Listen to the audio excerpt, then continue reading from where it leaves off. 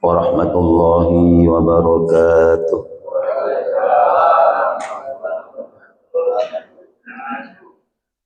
Astaghfirullahaladzim, astaghfirullahaladzim, astaghfirullahaladzim, innallaha ghafurur rahim.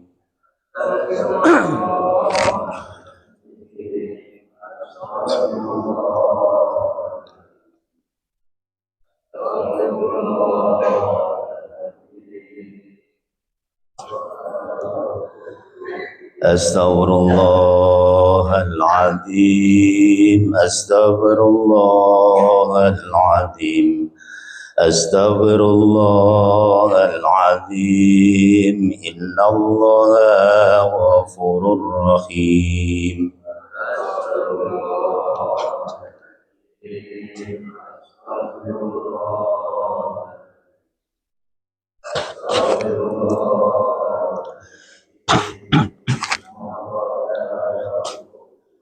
Astaghfirullahaladzim, astaghfirullahaladzim, astaghfirullahaladzim, innallaha ghafurur rahim.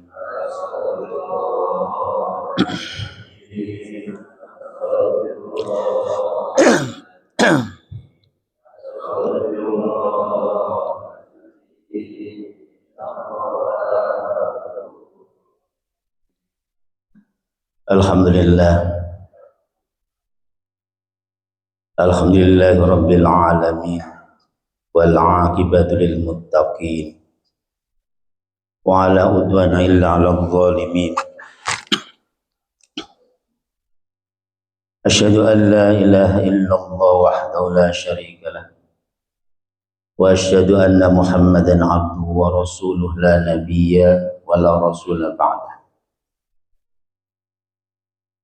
Allahumma salli wa sallim wa barik ala sayyidina Muhammadin wa ala alihi wa sahbihi ajma'in, amma ba'd.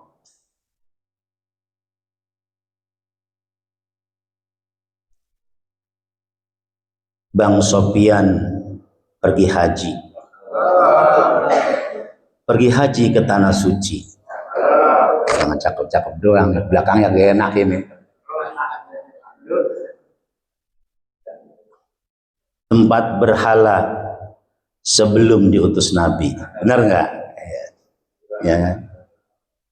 Pensiunan ikut mengaji, mengaji pagi, ya. Sambil berharap dapat pahala, juga sarapan pagi, nggak ada ya? Makanya pada pulang ya, makanya pada pulang, karena tidak ada sarapannya pada pulang. Sarapan itu tujuannya begitu, Pak. Jadi kita itu jangan menganggap kita ini semua sudah sarapan di rumah, pasti belum lah. Kalau ada sarapan kan meninggal terbagi. Ngaji dulu ntar sarapan. Ini saya lihat kosong. Iya, mohon maaf Pak Ketua, saya menyampaikan unek-unek teman-teman aja ya. Ya, ya kan pensiunan mengaji pagi. Berharap dapat pahala juga sarapan pagi. Sarapan pagi orang ada, jadi pada pulang, ya enggak? Itu memang metode dakwah tuh begitu, Pak, di mana-mana. Silahkan cek. Imanuddin juga begitu. Karena memang kita itu paling tidak lumayan sambil ikut sarapan. Jadi ikut ngaji, tujuan tadinya sarapan, karena sarapannya belum dibuka, masih ditutup kecuali setelah taklim. Akhirnya kan dengan sangat amat terpaksa mereka duduk. Dengan duduk itu dapat pahala, siapa tahu dapat hidayah, akhirnya istiqomah ke masjid, menjadi sumber penghasilan buat masjid. Setuju? Oh, enggak setuju kayaknya. Enggak apa-apa, enggak setuju. Baik, alhamdulillah. Kita bersyukur pada pagi ini masuk tahun 2026 dengan judul 2026 berapa umurku, hendak kemana kita pergi. Pak Karim berapa umurnya Pak Karim? 40. Kemana hendak pergi? Ada yang berani? Umur saya 65, saya hendak pergi ke Mekah, atau saya hendak pergi ke Pondok Kacang Prima. Alhamdulillah, yang pertama tentu kita bersyukur kepada Allah Subhanahu wa Ta'ala atas limpahan nikmat dan karunia, sehat, sempat, dan yang paling penting adalah hidayah. Karena nikmat sehat, nikmat kesempatan banyak orang punya, tapi nikmat hidayah tidak semua Allah berikan. Hanya Allah berikan kepada orang-orang yang dipilih. Beberapa kitab menjelaskan demikian. Jadi hidayah itu sangat amat tak ternilai harganya. Orang boleh pinter, orang boleh punya jabatan, ini. Tapi kalau nggak ada hidayah, dia tidak akan mampu berkumpul di majelis taklim. Kita bersyukur. Bersyukur itu timbul karena adanya pengakuan. Betul Pak? Karena adanya pengakuan atas sesuatu yang kita terima, atas sesuatu kebaikan yang kita terima. Kalau kita tidak merasa mendapatkan sesuatu dari seseorang, maka tidak ada kepentingannya kita mengucapkan terima kasih. Betul nggak? Karena Pak Parjono sangat amat baik kepada saya, memberikan kebaikan kepada saya, sehingga saya berulang kali mengucapkan terima kasih Pak Parjono. Betul Pak Parjono ya? Iya. Begitu juga dengan nikmat-nikmat yang Allah berikan. Kalau kita pandai merasa bahwa Allah telah memberikan kebaikan-kebaikan kepada kita, maka kita akan mudah untuk mensyukurinya. Tapi kita gembleng katanya, nggak merasa bahwa kita menerima kebaikan dari Allah, maka sulit kita untuk mengatakan syukur kepada Allah Subhanahu wa Ta'ala. Karenanya salah satu kunci untuk kita mudah bersyukur dan terus bersyukur kepada Allah, maka kita harus pandai merasa diri bahwa begitu banyak nikmat dan karunia yang Allah berikan kepada kita. Begitu juga kita sebagai jamaah. Siap-siap kenain ya.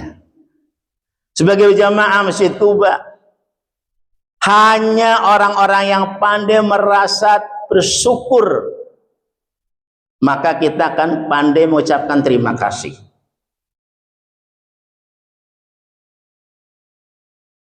Kita datang ke masjid, kita merasa sudah disiapkan karpetnya bersih. Betul? Harus bersyukur, enggak? Syukur. Lampunya sudah nyala. AC-nya sudah dingin, kadang-kadang panas juga sih Pak, ya kalau musim panas. Muadzin sudah siap, imam sudah disiapkan. Artinya apa? Kita datang ke Masjid Kuba, begitu banyak yang sudah diberikan kepada jamaah. Arahnya kemana nih Pak? Infak, duit, benar percaya? Iya. Hanya jemaah yang merasakan bahwa ada orang-orang yang menyiapkan untuk kepentingan kita beribadah, maka kita merasa bersyukur, berterima kasih.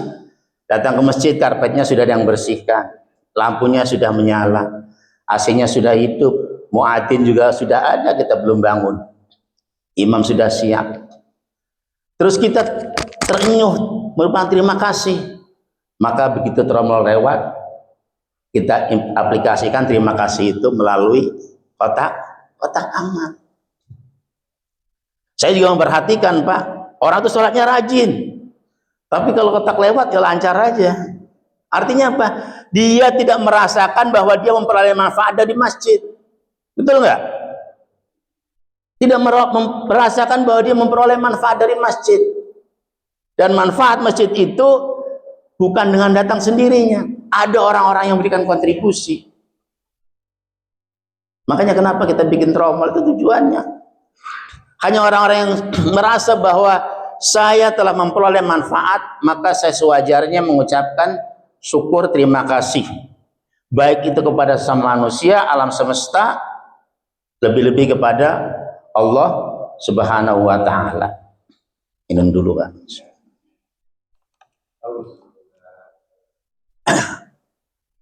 Itu. Jadi bagaimana sekarang supaya kita syukur kita semakin bertambah hanya dengan apa? Sedikit berbicara, banyak kerja. Udah tuh nggak usah kerja. Sedikit berbanyak, banyak tafakkur.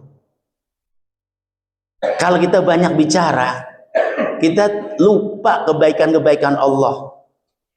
Tapi kalau kita tafakkur, berkontemplasi, kata orang-orang zaman now gitu, berdiam diri, memikirkan segala macam kenikmatan yang Allah berikan. Misalnya pagi ini, kaki kita masih Allah berikan kekuatan sehat, bisa melangkah. Tetangga kita belum bangun juga gini hari kan, bangun-bangun cari tongkatnya, kita alhamdulillah. Kuping kita masih bisa mendengar suara adzan ya. Apalagi kalau yang adzan itu Pak Muhsinin, terasa merdu sekali kan, jadi bangun kita kayak diketawa beneran ya kan, nah, itu ya. Jadi dengan kita merasakan begitu banyak pemberian-pemberian yang Allah berikan, maka akan tumbuh kesyukuran kita. Apalagi kalau kita sudah umurnya 37 tahun, 47 tahun, terbalik, itu sudah harus banyak berdiam diri. Ya, nyender di tembok. Ya, jangan habis salam langsung pulang aja. Kita memikirkan begitu banyak baik sekali kebaikan-kebaikan yang Allah berikan kepada kita, sehingga kita akan mudah bersyukur kepada Allah Subhanahu wa Ta'ala. Wujud syukurnya apa? Terutama tentu kita melaksanakan semua perintah yang Allah berikan kepada kita, dan sekuat tenaga mampu untuk menghindari semua larangannya. Insya Allah syukur kita akan semakin bertambah dan bertambah. Masih jam 5 aja, masih lama ya.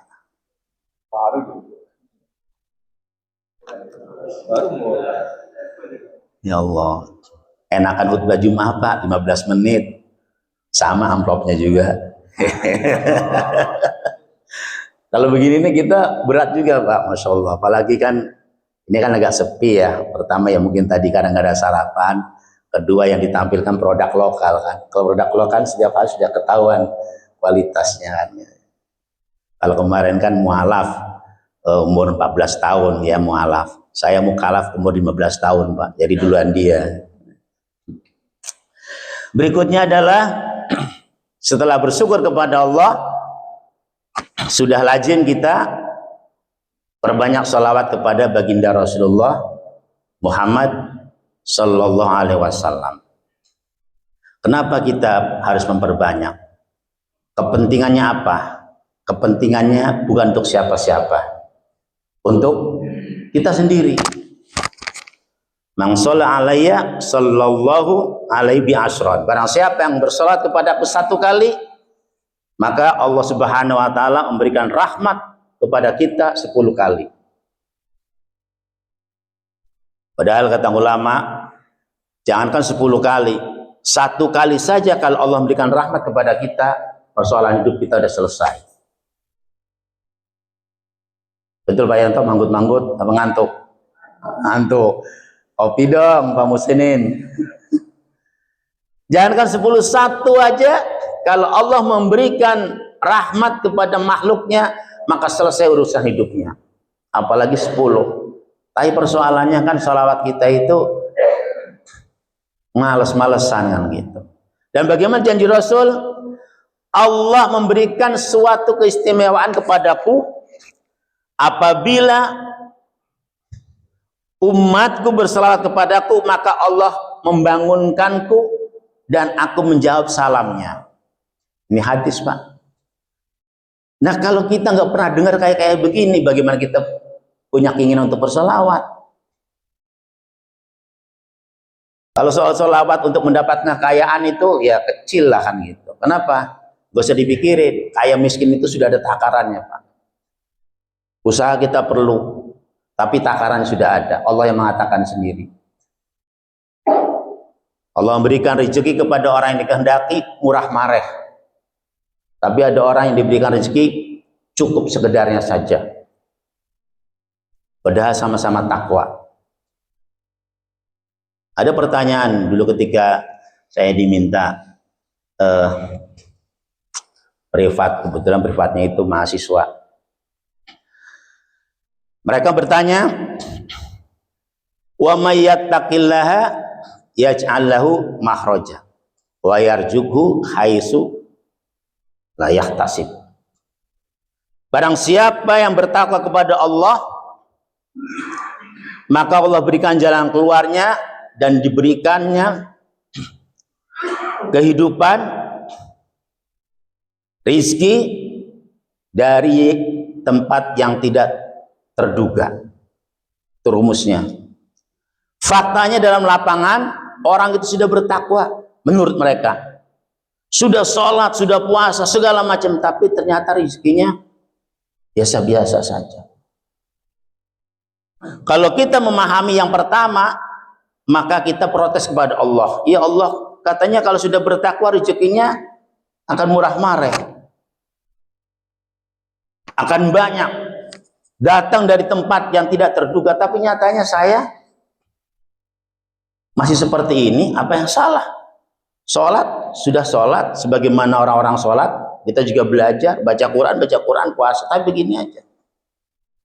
Kalau kita tidak kembali kepada bahwa Allah memberikan rezeki kepada siapa yang dikehendaki, dan kepada siapa rezeki diberikan hanya terbatas.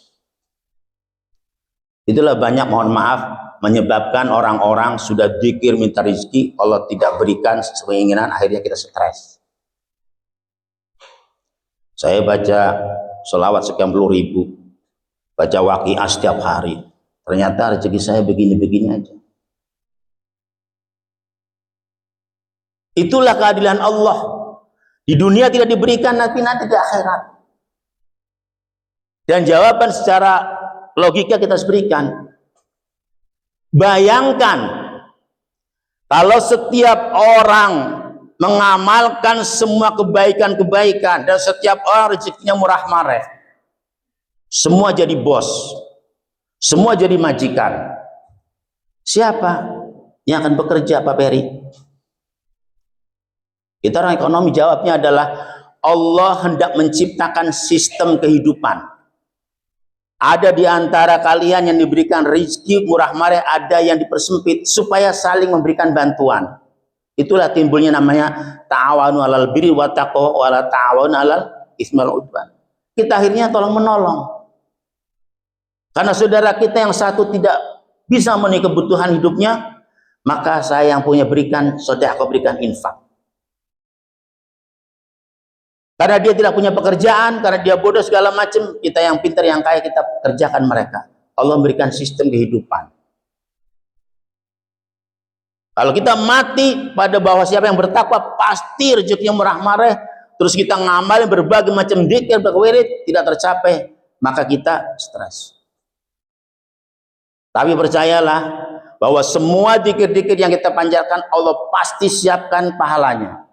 Kita tidak nikmati di dunia, kita pasti nikmati di akhirat. Baru kita nggak stres. Ikut, oh, rezeki seret terus. komplain sama Allah. Dan mohon maaf, kita masih banyak yang menjelaskan itu masih potong. Kalau dikir pasti, tapi kepastian itu apa? Kepastian itu kebahagiaan akhirat udah pasti. Dunia tempatnya cobaan. Nah itu. Kembali, kenapa kita harus berselawat kepada baginda Rasul? Sebagai ungkapan terima kasih kita kepada baginda Rasul. Sama kita juga tidak akan mudah mengucapkan salawat kalau kita tidak mengenali siapa di Rasulullah. Makin panas duduk lama-lama ya. Kalau kita nggak mengenali di Rasulullah, kita berat untuk mengucapkan salawat. Karenanya di kajian kita ada Sirah Nabawiyah. Tujuannya apa? Supaya kita mendengar bagaimana perjuangan baginda Rasul. Misalnya ketika baginda Rasul sedang sholat sujud di depan Ka'bah, ditaburi kotoran onta, Rasulullah sama sekali tidak bereaksi dengan negatif. Kesabaran luar biasa. Bagaimana ketika Rasulullah perang Badar, kena panah, giginya patah. Nah ini akhirnya manjang juga ya kalau udah ngomong begini, nggak kontrol. Kata Rasulullah ketika kena panah nih, cuman saya lupa ayatnya. Bagaimana kalian akan selamat sementara nabinya aja dipanah? Turunlah satu ayat. Kata Allah, kira-kira redaksinya saya nggak hafal. Masalah mereka dapat hidayah atau tidak dapat hidayah itu urusanku, kata Allah. Urusanmu adalah menyampaikan. Bagaimana pula Rasulullah SAW harus bermalam 3 malam di Gua Sur dengan tempatnya sangat apeng. Bagaimana pula ketika Rasulullah ke Taif harus berlumuran darah. Semuanya ditujukan agar kalimat tauhid sampai kepada kita. Bayangkan perjuangan. Bagaimana pula perjuangan baginda Rasul harus meninggalkan tanah airnya, kotanya yang dicintai, menuju Madinah yang jaraknya 500 km. Hanya naik onta atau naik kuda.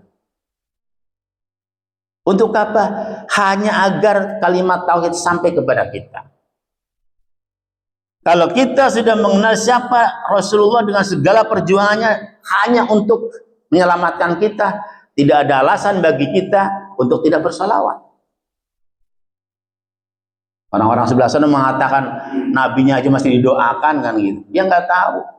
Kita nggak bisa menjelaskan kenapa? Karena memang kita juga tidak mengerti bahwa salawat yang ditujukan kepada baginda Rasul semata-mata untuk kebaikan kita, bukan kebaikan Rasul.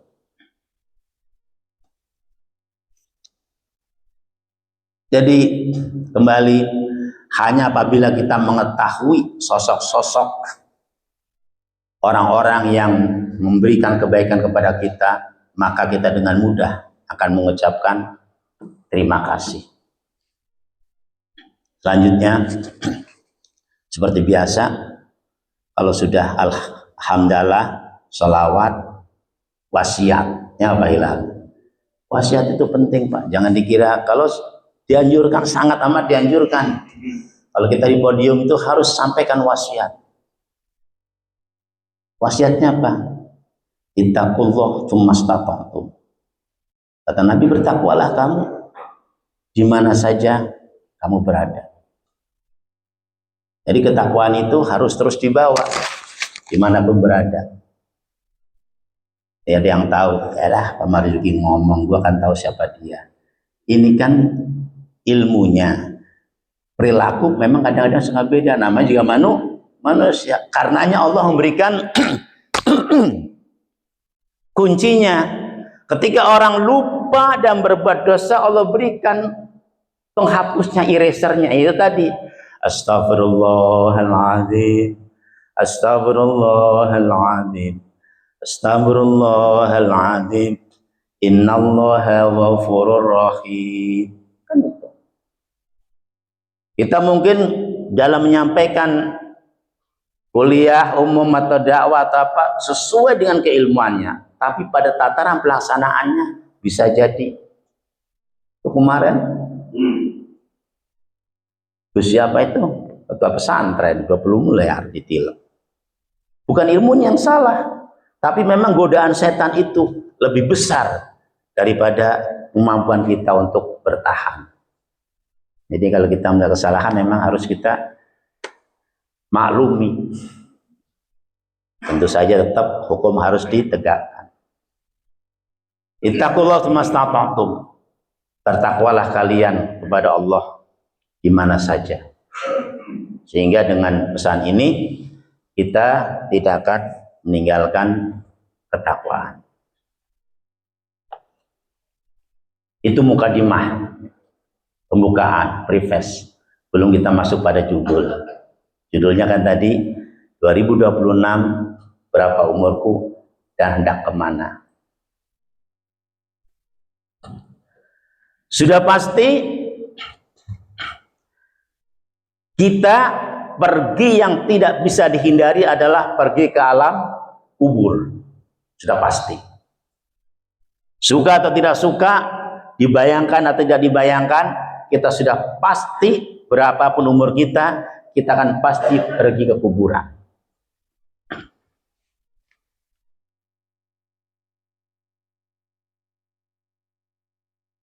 Terus bagaimana nasib kita di kuburan? Kita terlepas dari orang yang masuk kuburan. Tapi kita yang mengantar ke kuburan. Ini ada hadis sangat berat, Pak. Kita tuh nggak boleh duduk-duduk di kuburan. Saya lupa kifarat. Kita ngantar jenazah ke kuburan bukannya menjadikan kita tabarukah, menjadikan kita itu mawas diri, malah kita duduk tertawa. Udah gitu pangkatnya ustadz lagi sambil ngerokok. Tujuannya apa kita ke kuburan? Ngantar. Bukan masalah pahala, tapi supaya kita mengingat bahwa kita akan pasti masuk kuburan. Tapi kita di kuburan, jenazah masuk ke dalam yang lahat, kita ngobrol tanpa seolah-olah sedang tidak bersedih. Padahal kita kuburan itu adalah supaya kita juga merasakan bahwa kita pasti akan seperti itu.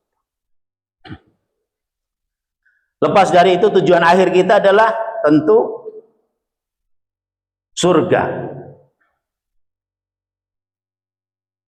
Sebelum masuk surga bisa jadi kita akan masuk kolam pencucian neraka.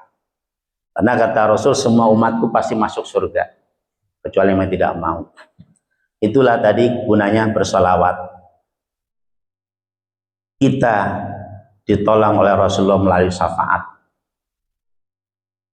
dengan memperbanyak sholawat. Tentu saja segala macam perintah baginda Rasul.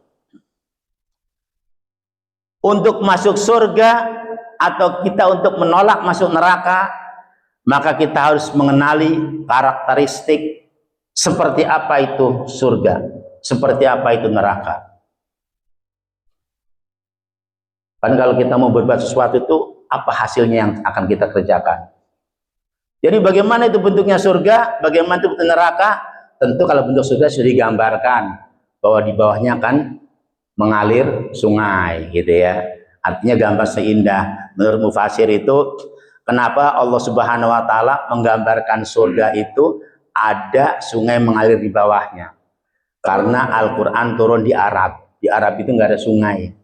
Jadi kalau dia membayangkan sungai di Arab itu suatu kebahagiaan yang luar biasa. Tapi arti lebih dalamnya tidak terbayangkan kenikmatan yang Allah berikan dalam surga. Bahkan kalau di surat Ad-Dukhan itu wakadzalika zawwajna, maka dinikahkanlah kalian dengan bidadari. Pak Suhadi jangan senyum, tenang. Itu surga. Bagaimana neraka? Dalam surat As-Sajdah itu begitu kita lihat gelegak neraka, gemuruhnya neraka itu berjalan berapa puluh tahun, baru kita kepengen minta kepada Allah dikembalikan ke dunia. Itu karakter neraka. Setelah itu baru kita setelah mengenali surga mencapainya bagaimana, neraka menghindarinya bagaimana, modal apa yang kita punya, ibadah seperti apa yang harus kita lakukan, berapa waktu lama yang kita punya untuk menuju surga itu. Tentu dalam kehidupan, kalau sudah mati nggak bisa ngapa-ngapain, dan bagaimana cara mencapainya. Nah, di dalam kitab Minhajul Abidin yang Pak Guru kita, Tuan Guru kita mengajar di Al-Ittihad, Imam Ghazali menukilkan hadis Rasulullah sallallahu alaihi wasallam. Qala sallallahu alaihi wasallam, ala wa innal jannata khuffat bil makarihi wa innan nara khuffat bis syahawati. Kata baginda Rasul, ketahuilah sesungguhnya surga itu dikelilingi dengan hal-hal yang tidak menyenangkan, dan sesungguhnya neraka itu dikelilingi oleh hal-hal yang menyenangkan. Itu karakteristik amalan-amalan mau ke surga atau neraka. Ini Rasul yang bilang, kalau kita mau mencapai surga itu diliputi dengan ketidaksenangan. Contoh, ini hari ini enaknya tidur, Pak. Benar nggak? Apalagi tadi bangun dari 3:30 atau jam 3 bahkan. Enaknya tidur. Diuji secara klinis pun enaknya tidur. Kualitas tidur ada pada jam itu. Ya, Pak. Oke, enak-enaknya. Tapi kenapa kita harus bangun? Dalam rangka memperbanyak pahala agar dapat jadi bekal untuk ke surga. Karenanya tidak semua orang atau tidak kebanyakan orang mampu untuk bangun lebih awal menyambut kedatangan pagi untuk sholat subuh minimal. Syukur bisa tahajud segala macam. Dan itu tidak menyenangkan. Enaknya emang tidur. Bangun tidur ngopi, merokok, buka WA. Ya kan? Rintangannya luar biasa. Jadi nggak gampang kita masuk surga itu. Karena kata baginda Rasul, rintangannya banyak, tidak menyenangkan. Tapi menuju neraka sangat mudah. Kenapa? Dengan terus tidur aja bisa masuk neraka, Pak Ferry. Dengan terus tidur aja, nggak usah bangun. Nanti bangunnya kalau sudah ya 6:30, jam 7, 7:30 gitu kan, enak, langsung ambil kolor terus jogging gitu kan. Nikmat, itu masuk neraka. Jadi memang untuk mencapai surga itu, kata Nabi, rintangannya begitu banyak, sementara untuk masuk neraka itu gampang. Di hadis lain, wa qala sallallahu alaihi wasallam, ala wa innal jannata huznun birabwatin, ala wa innan nara sahlun bisahwatin. Ketahuilah sesungguhnya surga itu kesedihan, dengan sebab surga ada di tempat yang tinggi dan terjal. Dan ketahuilah sesungguhnya neraka itu mudah, dengan sebab ada di tanah yang rendah. Jadi Rasul menggambarkan bahwa surga itu adanya di tempat yang tinggi, tempatnya terjal, penuh onak dan duri untuk mencapainya. Jadi tidak mudah. Jadi tidak mudah. Ya, cita-cita saya sih nggak muluk-muluk lah. Pak Jikarin sudah umur segini, yang penting mati, masuk surga, taklim ogah, ngaji ogah, sholat ya ala kadarnya. Kata baginda sudah digambarkan surga itu di tanah yang tinggi, terjal. Untuk menggapainya butuh tenaga, butuh keahlian, butuh kemampuan. Sementara neraka itu di tempat yang landai, gampang. Kalau demikian, kita kemungkinannya bisa dengan mudah mencapai surga atau ngeloyor begitu saja ke neraka. Karena neraka tempatnya landai. Ini Nabi yang ngomong, bukan saya cuma nyuplik aja kan gitu. Dan disampaikan oleh guru kami menukil.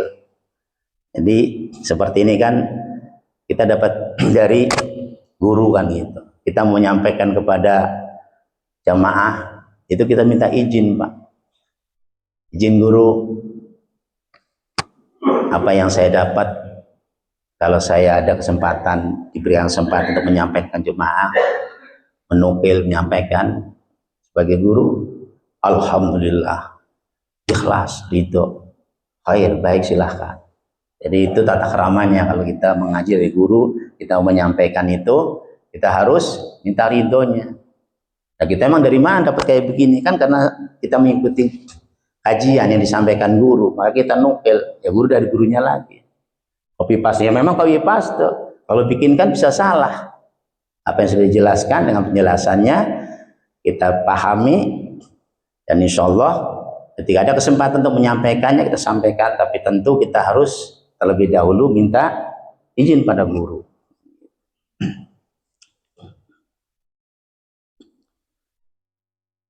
Setelah kita tahu keadaan surga begitu sangat amat susah untuk dicapai, lantas modal apa yang kita punya untuk mencapainya? Sudah kita tahu bahwa surga itu adanya di atas tanah yang tinggi, yang terjal, tidak mudah dicapainya, berarti kita perlu alat. Kalau hiking kan perlu paku, gancu, perlu tambang, ya, perlu glove, segala macam. Begitu juga kita. Sementara keadaan kita ini adalah lemah. Kita ini lemah untuk beribadah. Ketika baginda Rasulullah Muhammad sallallahu alaihi wasallam menerima perintah salat dari Allah Subhanahu wa taala, 50 waktu dalam sehari semalam, Nabi dengan senang hati dan pede menerimanya. Begitu turun ke bawah, ketemu Nabi Musa, berdiskusi cerita, kata Nabi Musa, gak akan mampu umatmu, lemah. Nabi Musa yang ngomong, lemah umatku saja yang besar-besar, umurnya panjang, tidak mampu. Maka alhasil akhirnya dengan rasa harus beban yang ditanggung oleh baginda Rasul, diterimalah sholat 5 waktu. Jadi mengatakan itu Nabi Musa, bahwa umat Nabi Muhammad ini umat yang lemah. Faktanya benar. Ada untungnya juga. Sebagian umat Islam lemah. Kalau nggak lemah, sholat subuh bisa nggak muat ini masjid. Ya, Pak Sadi, bisa nggak muat. Persoalan juga untuk pengurus nanti. Harus bikin tenda, harus nyiapin panitia lagi. Tapi untung juga. Jadi apapun kebijakan yang Allah berikan kepada kita adalah suatu keberuntungan. Kita menginginkan jemaah masjid ini penuh. Seandainya Allah memberikan semua hidayah, nggak usah satu maharta, 2 blok aja nih, dari ujung sampai kali penuh masjid. Ya Pak Hilal. Penuh, timbul lagi masalah Bang Ferry. Bagaimana menyiapkan segala macamnya? Tapi itulah Allah Maha Adil. Karena kemampuan kita ya sampai 10 baris, ya sudah. Tenang kan itu. Tapi kalau Allah berikan semuanya, bisa repot. Lemah. Banyak kelemahan-kelemahan yang kita miliki. Baik kelemahan secara fisik maupun kelemahan secara mental. Kita punya kemampuan untuk hadir di taklim, tapi lantaran tidak semangat, ya lemah, ya sudah, kita kalah dengan hawa nafsu. Yang lainnya adalah kesempatan kita sedikit, sempit, sibuk.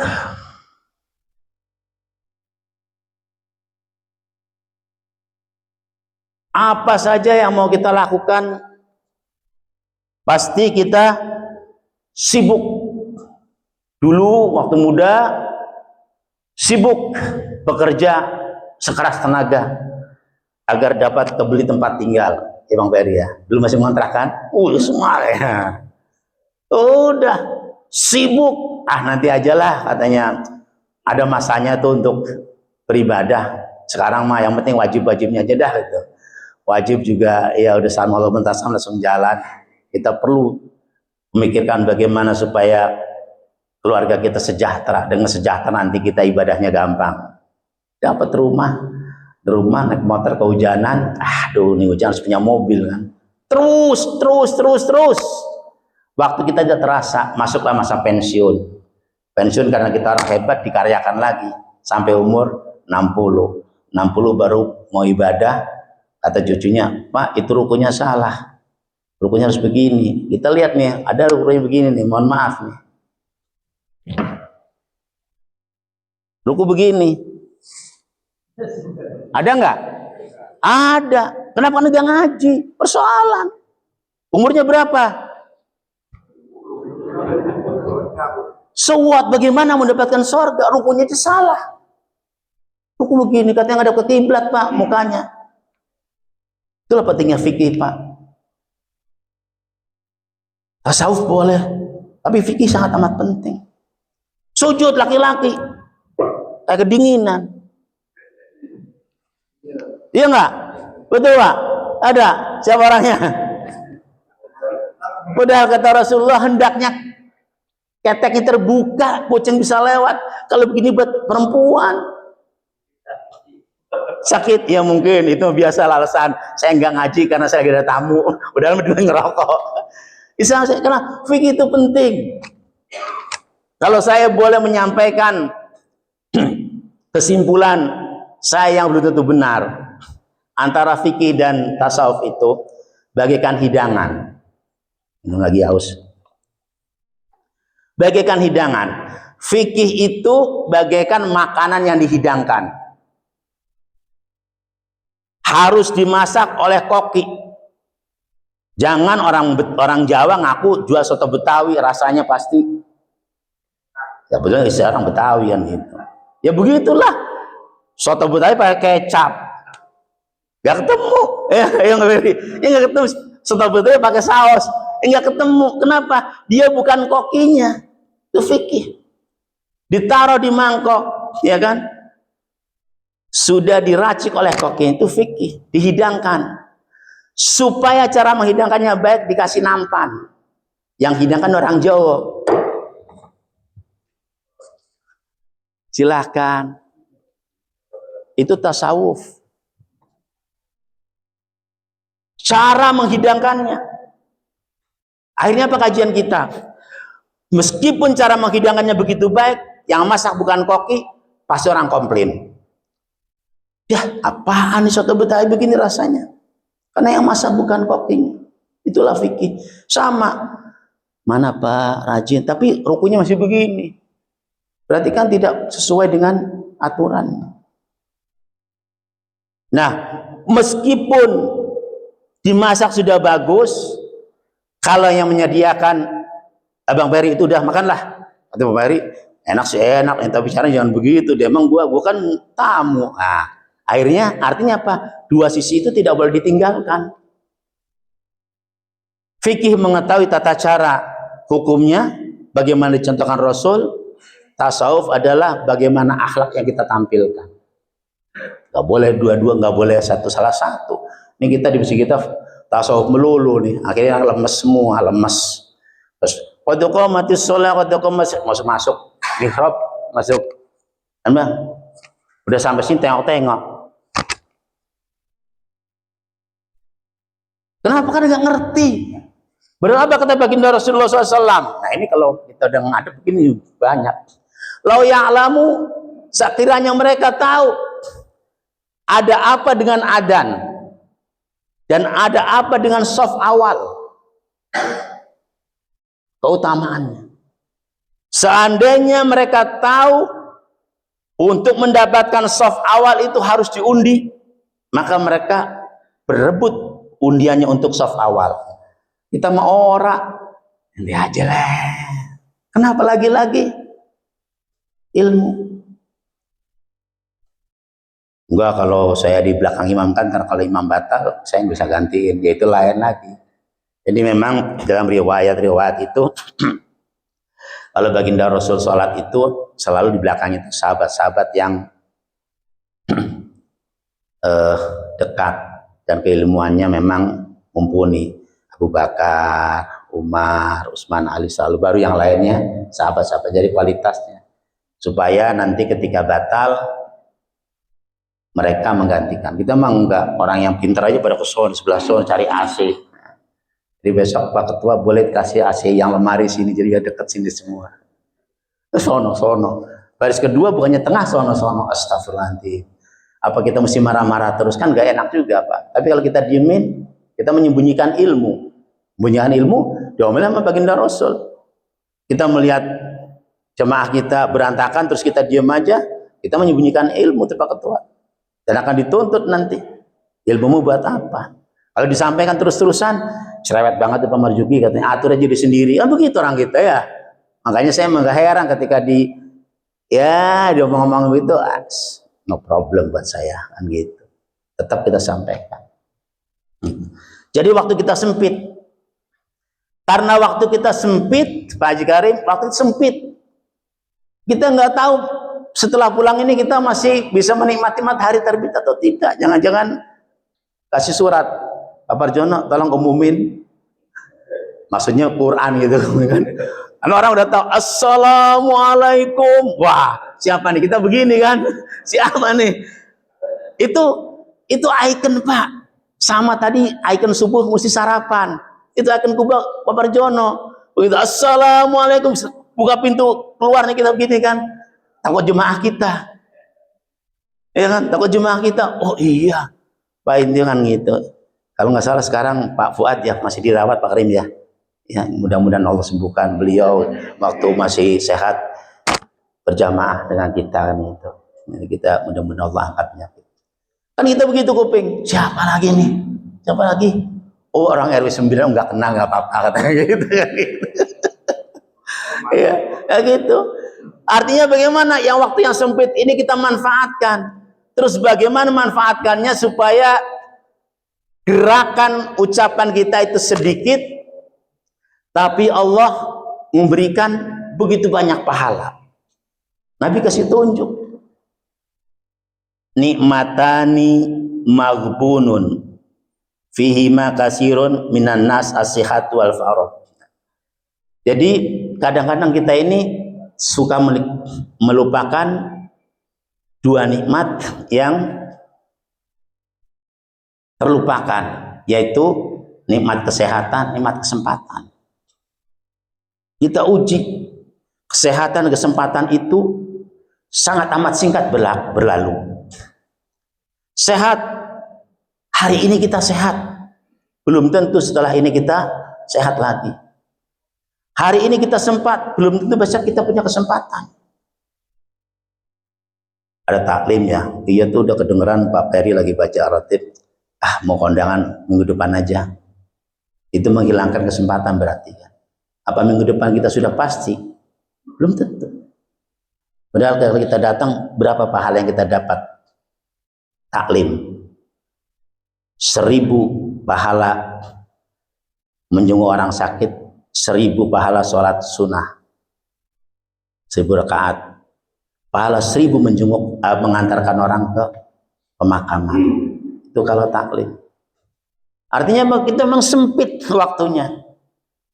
Dan ingat bahwa kesempatan sekarang adalah kesempatan yang paling terbaik. Besok kita nggak tahu, meskipun kita ada rencana. Nah, kesempatan inilah kita manfaat, kesehatan itulah kita manfaatkan. Bagaimana ucapan-ucapan yang begitu besar pahalanya? Dua lafaz yang mudah diucapkan, ringan di mulut, tapi berat di timbangan, yaitu subhanallah wa bihamdihi, subhanallahil adzim. Udah tahu semua, tapi ngamalannya berat. Alhamdulillah sekarang kan mengurus memberikan waktu jeda antara adzan sampai qomat itu jedanya panjang. Manfaatkan. Udahlah kalau kita udah masuk masjid itu tidak ada yang kita bicarakan kecuali memuji Allah. Tidak ada yang kita bicarakan kecuali bersalawat kepada Nabi. Tidak ada yang kita bicarakan kecuali istighfar. Nantilah ngobrol habis pulang sholat. Jangan kita menunggu waktu qomat, kita masih sempat juga. Ji, ane lihat tadi ente ditanggul tuh, ngeteh sama siapa itu? Ada aja pertanyaannya. Ya, ngapain sih? Ntar aja tanyanya ntar. Habis pulang dari masjid, ini mah enggak. Gue lihat tadi lu nongkrong di mie nggak ngajak-ngajak. Ada aja. Kenapa kita? Subhanallah bihamdi, subhanallah, subhanallah. Iya. Itu kan waktu yang kata Nabi. Di antara dua adzan, yaitu adzan dan iqamat, rugi bagi orang-orang yang tidak berdoa. Rugi. Nabi yang ngomong. Nah, Nabi yang ngomong, kita masih ngobrol baik. Ya, ada aja pertanyaan. Bagaimana tadi saya lihat sendirian aja tidak kelurahan. Ada aja ya, nantilah habis selesai sholatnya. Kita kan tuh waktu mustajab antara iqamat sama adzan. Ya kalau kita umur segini, apa sih yang diminta? Husnul khotimah, bebas dari siksa kubur. Itu penting. Siapa tahu dari ribuan ungkapan yang kita ucapkan itu Allah kabulkan, dan pasti. Kalau nggak pasti, kita hilang harapan. Pasti Allah kabulkan, kan gitu. Jadi kalau kita ada kesempatan, perbanyak saja, sudahlah kita berzikir. Kalau sudah di luar ya mungkin lain lagi, tapi kalau sudah masuk masjid kan gitu. Nah itu pula karena sempitnya waktu, bagaimana menggapai pahala, Rasulullah memberikan tuntunan.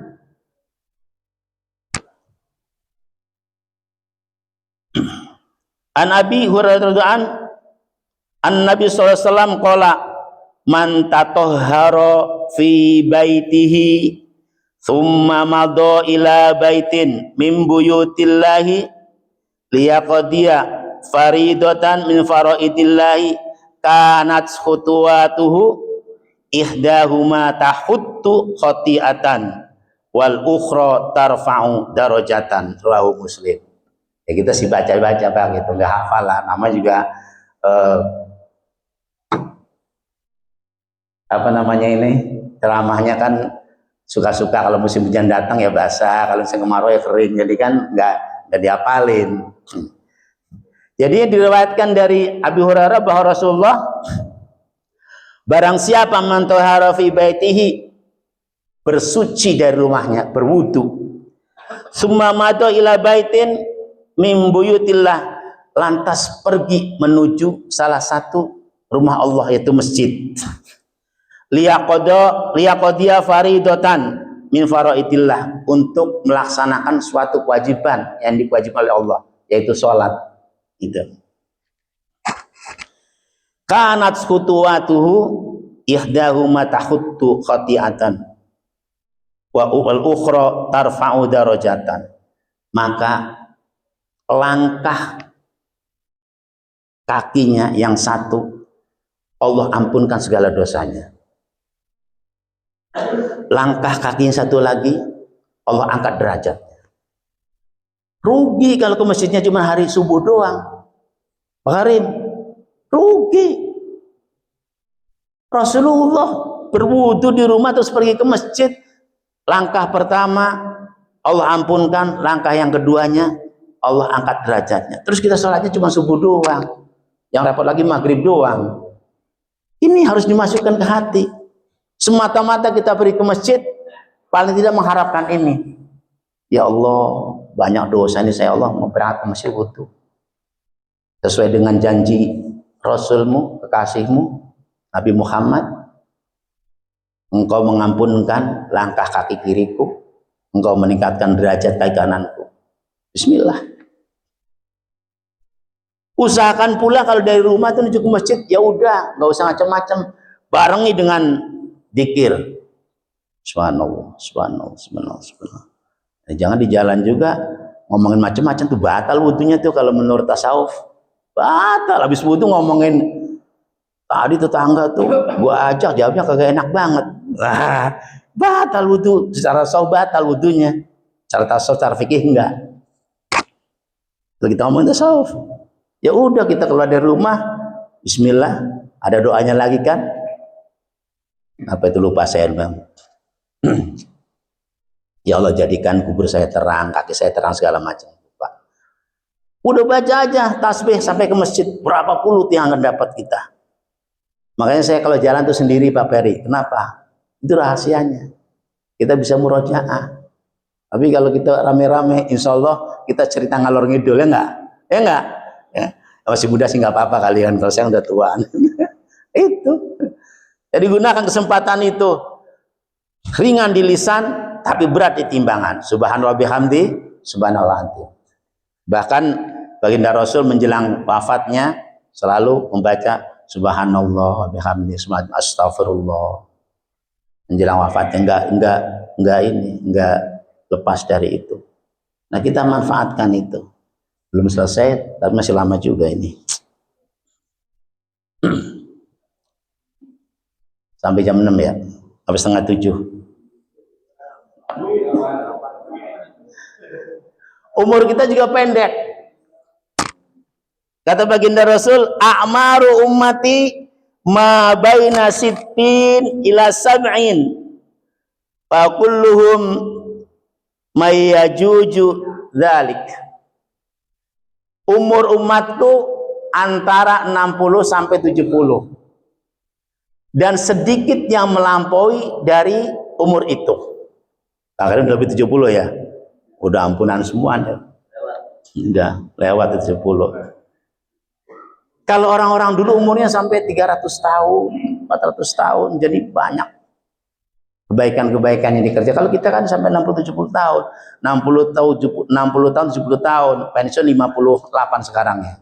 Waktu masa pensiun, apa aja yang dikasih orang diterima. Entah itu uang bebat hutan, entah itu uang pembuangan sampah, kan? Sampai sampah berantakan, kan? Kita terima aja.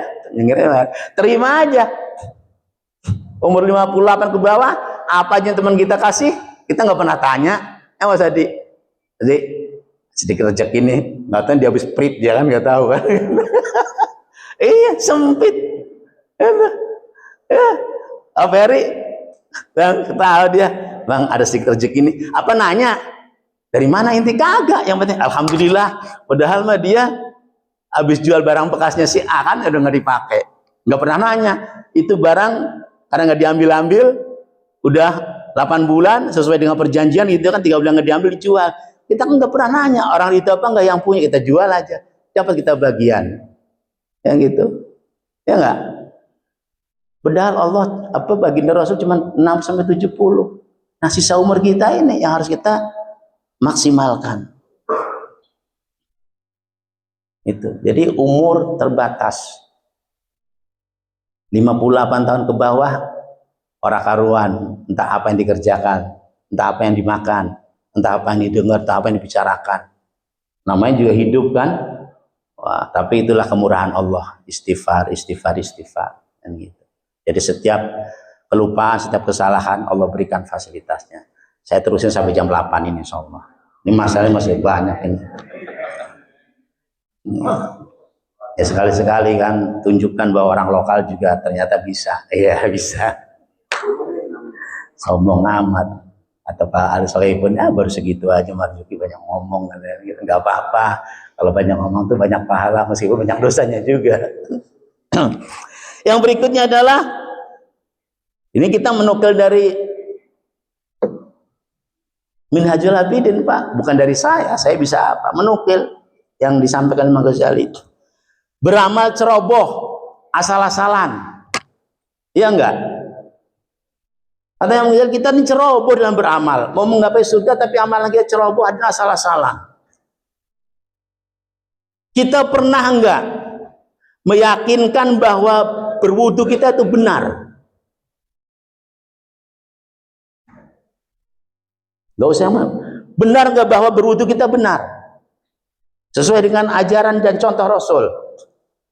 Benarnya dari mana? Apa kita pernah disaksikan oleh guru kita berwudu?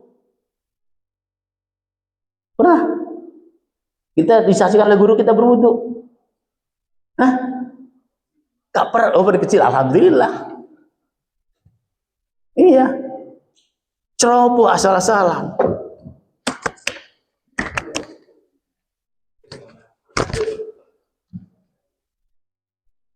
Ubek sini, kaki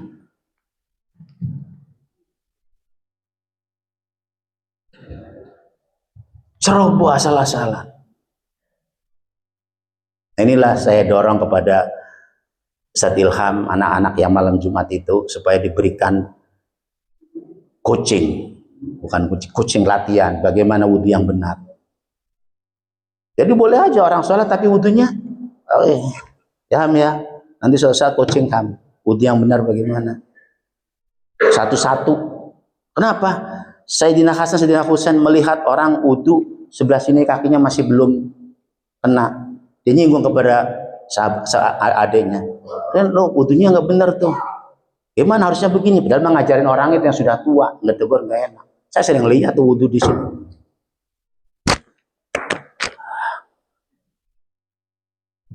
Maka saya mau tegur, nanti dibilangin usil amat sama urusan. Dan ini tugas ketua masjid ini, bagaimana menjamin jamaah itu paham.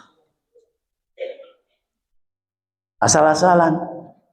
Itulah pentingnya fikih.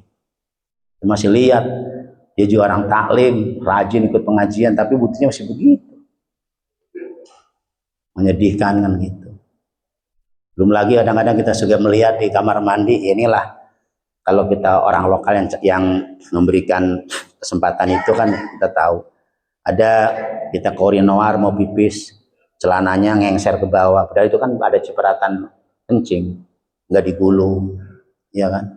Cuma saya mau tegur kan gak enak kan, nanti dibilang pengurus bukan, lu masukin negor-negor gua lagi kan, urusnya sendiri-sendirian repot kita. Ya, jadi melalui majelis ini, kalau kita kamar mandi gulunglah ke atas, karena kita nggak tahu cipratan kencing di mana yang celana kita bisa tersentuh, gitu. Jadi kita kata yang gojal, kita nih ceroboh, ibadah asal-asalan, sementara yang diraih ingin surga. Berikutnya, zaman semakin sulit. Kita zaman semakin sulit. Itu sudah tadi Aceh. Zaman semakin sulit. Padahal bukan perbuatan mereka, tapi mereka kena imbasnya. Kata Allah, duharul fasada fil bahri fil ardi wal bahri. Keadaan sudah rusak, baik di daratan maupun di lautan, karena ulah tangan manusia. Layu itu kaum, dan akan ditimpahkan. Ketika tertimpah, kalau kata Jinuddin, lo yang judi, lo yang mabok, lo yang zina, gua yang kena imbasnya. Artinya apa? Yang berbuat satu kelompok, kalau kita ada di situ, ketika adab datang, yang kena semua. Meskipun nanti di pengadilan akhirat tetap akan dicek ulang, tapi di dunia ya nggak pilih-pilih siapa yang ada di situ. Nah, itu juga ada kunciannya lagi di baginda Rasul di surat Al-Anfal. Katanya, selama baginda Rasul ada di sisi kalian, maka tidak ada adab. Terusannya, selama kelompok orang itu beristighfar, maka adab itu juga akan dihindarkan. Kita perbanyak istighfar untuk terhindar dari segala macam. Kata Pak Hilal, gue beristighfar tiap malam, banjir aja tuh gue, katanya. Itulah manusia, karena kali ini semakin sempit, tempat-tempat penampungan dibikin rumah kan gitu. Jadi kan nanti orang kan banyak protes, istighfar, tetap aja kalau banjir juga gua tuh kan gitu. Terus nyalain Allah gitu. Nah dulu waktu masuk ke sini kan enggak banjir kan, mulai 97 kan mulai banyak. Itu kata Demogoja, kita tuh asal-asalan dalam sholat, zaman semakin sulit. Yang berikutnya adalah urusan agama mundur. Benar ya, urusan agama mundur. Dari kecil cucu kita ditanya, cita-citanya apa sayang, ulang tahun? Mau jadi dokter anak. Cita-citanya apa? Mau jadi pilot. Gak ada cita-citanya mau jadi imam masjid gitu ya. Ada nggak? Kemarin pas Wadi cucunya lahir, tanya ntar ulang tahun, cita-citanya apa? Mau terusin papa jadi dokter? Gak ada. Mau jadi imam rawatib? Gak ada. Agama makin mundur. Bayaran TPA berapa sekarang? 50.000. Nunggak 6 bulan, 7 bulan. Giliran bahasa Inggris 400.000, 500.000. Bayar. Berapa menyelamatkan kita di dalam kubur adalah doa-doa anak kita. Jadi semakin mundur. Pelajaran agama tidak prioritas. Saya ini alhamdulillah termasuk produk zaman dulu, Pak. Zaman dulu kan sekolah 2. Pagi sekolah umum sampai jam 12 kan. Habis itu madrasah. jam setengah 1 sampai setengah 5 atau jam 1. Sekarang bagaimana orang sekolah sampai sore? Itulah waktu itu yang protes adalah NU. Ketika perubahan waktu belajar dari pagi sampai sore, karena madrasah akan tutup. Madrasah yang informal. Atau pasangnya madrasah informal gitu, nggak terlembaga, yang ngajar juga ya Ustaz. Alhamdulillah. Bagaimana caranya wudhu dituntun, dibimbing. Bagaimana caranya begini, nggak begini-begini. Kasih tahu orang sholat apa. Alhamdulillah sekarang ya nggak ada. Orang sekolahnya sampai sore, nah dia bagaimana dapat pelajaran agama, kesempatan. Nggak ada. Tadi halaman berapa? Halaman 2, halaman 3 masih banyak ini. Nyambung.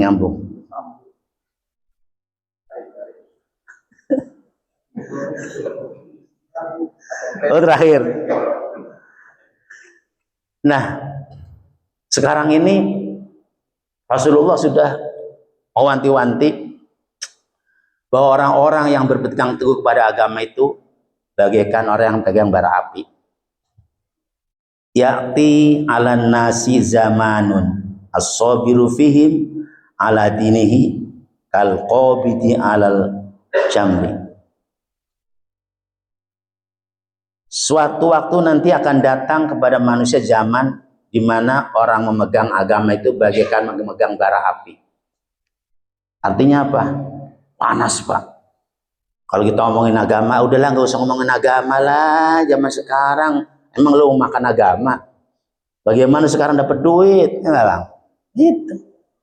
Orang-orang yang pegang agama tersingkir dari pergaulan manapun. Itu Nabi sudah memberitahukan kepada kita.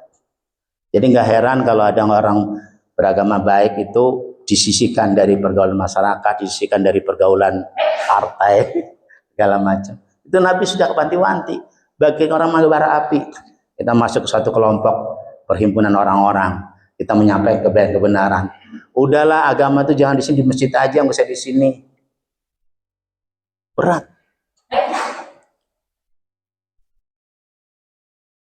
Nah, akhirnya setelah kita mengurai tujuan yang akan kita capai seperti apa tantangannya dan modal keterbatasan yang kita miliki, maka kita menentukan langkahnya. Ya sudah tahu tadi kan kita dari rumah ya kita berbanyaklah daripada dari kanan kiri. Kadang-kadang memang hidup ini perlu teman, tapi kadang-kadang juga perlu sendirian. Kalau kita berteman terus, kita ngobrol aja panjang hari. Ya Pak Jikirim ya. Ngobrol aja. Tapi kalau kita sendirian, ketika kita butuh bantuan, kita juga butuh teman. Jadi ya kita relaksasi aja. Mana pada saat kita butuh teman, mana pada saat kita butuh sendirian. Dan para ulama, para soleh dulu beruzlah. Kenapa banyak kuburan-kuburan para ulama, para wali-wali itu di atas gunung itu Pak ya, di atas gunung. Kita bayangkan apa waktu meninggal kita gotong kayak gunung santri kemarin ya, gunung santri. Apa waktu meninggal digotong, gotongnya bagaimana itu? Mereka uzlah ketika mencapai umur sekian tertentu meninggalkan kebisingan dunia. Beruzlah untuk memantapkan keimanannya, untuk ibadah lebih fokus. Akhirnya sampailah meninggal di atas gunung itu. Kalau meninggalnya di bawah, repot banget. Emang tuan atau raja, iya tuan raja betul. Itulah uzlah kita ya. Mungkin uzlah kita mengurangi kumpul-kumpul yang tidak mendatangkan manfaat. Ya kita kumpul-kumpul yang ada manfaatnya. Tapi selalu aja namanya kiri itu pasti ada kanannya. Gak mungkin dengan Bayanto. Jadi kita pilah-pilah aja.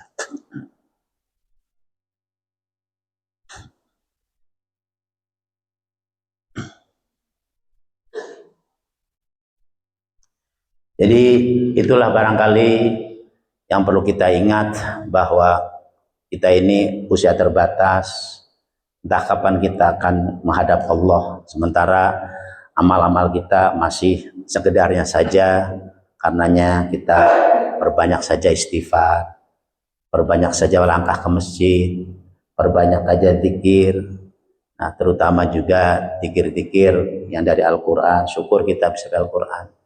Dan untuk membahagiakan hati kita, agar hati kita ini bahagia, kita resolusi beribadah, kita pasang target. Targetnya apa? Enggak muluk-muluk lah.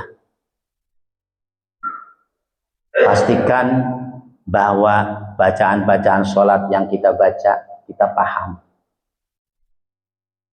Ketika kita baca doa iftitah, kita paham terjemahannya. Sehingga akan memantapkan kita. Kalau kita nggak paham, ya kayak kita orang ngomel. Ini wajah tu wajah, sesungguhnya wajahku menghadap kepada lillahi fatrus, kepada wajah yang menciptakan langit. Begitu juga Fatihah, kita pahami Fatihah benar-benar. Jadi kadang-kadang kan kita dalam sholat yang 4 rakaat gitu ya, karena rakaat pertama, rakaat kedua itu imam baca ayat, kita lama. Tapi begitu rakaat ketiga, keempat milik kita pribadi kan bacanya, akhirnya imam belum selesai, kita bengong aja gitu. Ketika bengong ini apa solusi kita? Kita rakaat ketiga sudah selesai baca Fatihah karena kecepatan kita. Imam belum selesai. Padahal sholat itu terdiri dari gerakan dan ucapan, tidak boleh berhenti. Terus apa kita mesti ngapain kira-kira gitu? Nah, kita bengong tuh. Baca juga enggak, dengerin enggak. Alhamdulillah sih sudah mati, berarti harus sudah berhenti. Jadi kita harus pastikan bahwa 2026 ini kita pasang target minimal bacaan sholat yang kita baca kita paham. Beli saja buku fikihnya itu yang tuntunan sholat, TPA bagus lumayan. Jadi kita paham sehingga semakin memantapkan ibadah-ibadah kita. Saya sebenarnya masih pengen sampaikan, masih ada 2 lembar lagi, tapi karena Pak Yanto udah tengok keringat udah pada panas, sudah jam 6 kita bisa langsung suruh.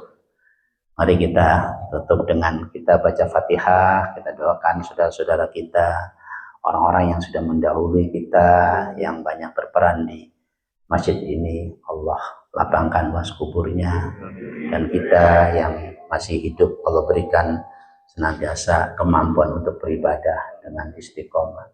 Ala hadin ya al-Fatihah. A'udzubillahi minasyaitonir rajim. Alhamdulillahirabbil alamin arrahmanir rahim. Iyyaka na'budu wa iyyaka nasta'in ihdinas siratal mustaqim. Shiratal ladzina an'amta 'alaihim ghairil maghdubi 'alaihim waladdallin. Ighfir lana wa li walidayna. Atas segala kekhilafan yang saya ucapkan, mohon maaf. Mata-mata untuk kebaikan kita. Semua yang benar datang dari Allah, segala kekhilafan kesalahan datangnya dari pribadi saya karena saya mohon maaf. Subhanakallahumma bihamdika asyhadu an la ilaha illa anta astaghfiruka wa atubu ilaik. Wassalamualaikum warahmatullahi wabarakatuh.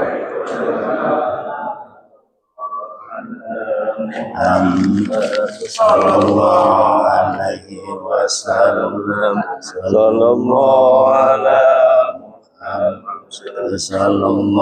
alaihi wasallam. Sallallahu